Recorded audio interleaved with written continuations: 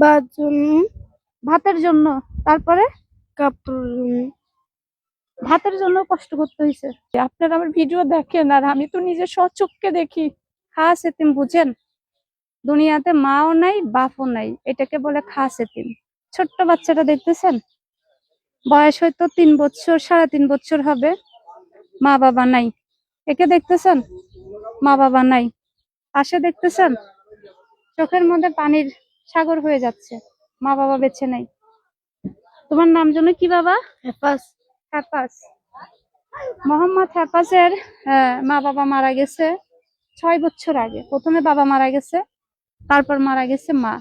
এই বাচ্চাটা স্কুলে যায়, ওর ব্যাগ পোশাক কিচ্ছু নাই, থাকে মানুষের বারান্দায়। 4 ভাই ওরা, কিন্তু এখানে আমি 3জনকে আনছি, ওরা কিন্তু 4 ভাই। এই ছোট্ট বাচ্চাগুলা গার্জিয়ান ছাড়া বেড়ে উঠতেছে। যারা দেয়, কোনো বাসার থেকে ভাত দিলে খায়, কোনো বাসার থেকে ভাত না দিলে খায় না, না খেয়ে জীবনযাপন করে। বাবা, মা যখন মারা গেছিল তখন তুমি কতটুকু ছোট ছিলা? এর মতো মনে আছে মায়ের কথা, বাবার কথা মনে আছে? কিসের কিসের কষ্ট পেতে হয়েছে? বাথ, হ্যাঁ, বাথরুম, ভাতের জন্য, তারপরে কাপড়, ভাতের জন্য কষ্ট করতে হয়েছে।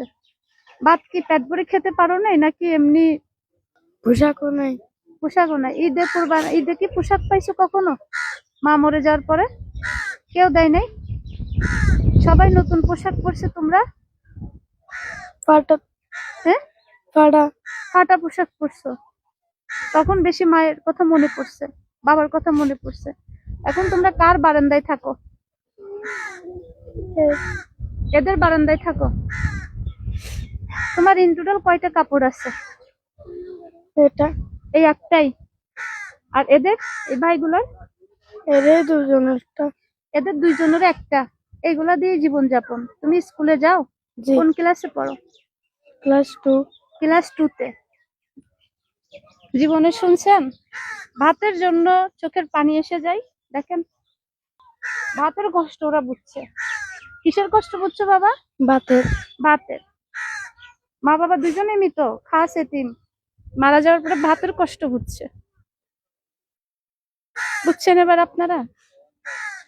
এই এই শিশুগুলা কার ছায়ায় বড় হবে বলেন তো?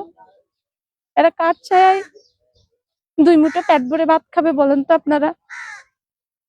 এই বাচ্চাগুলার, এখন পর্যন্ত এই বাচ্চাটার গা জ্বরে পুড়ে যাচ্ছে, কিন্তু ওষুধ কেনার মতো কেউ নাই, মাথায় হাত দেওয়ার মতো কেউ নাই। এই দেখেন, মনে হচ্ছে যেন ওদের মা আসছে। আপনারা অনেকে বলেন আমার ভিডিও গুলা দেখলে অনেকের কষ্ট হয়। আপনারা আমার ভিডিও দেখেন আর আমি তো নিজে স্বচক্ষে দেখি। আর আমি একজন নারী হয়ে এই বাচ্চাগুলোর কষ্ট আমি নিজ চোখে দেখি, এদের আহাজারি আমি নিজ চোখে দেখি। আর সেটা সবচেয়ে আমাকে শেষ করে দিচ্ছে এভাবে, আমাকে মানে প্রতিটা মুহূর্তে, প্রতিটা সেকেন্ড এরকম। সব ঠিক হয়ে যাবে, বুঝছো? আল্লাহ সব ঠিক করে দিবে।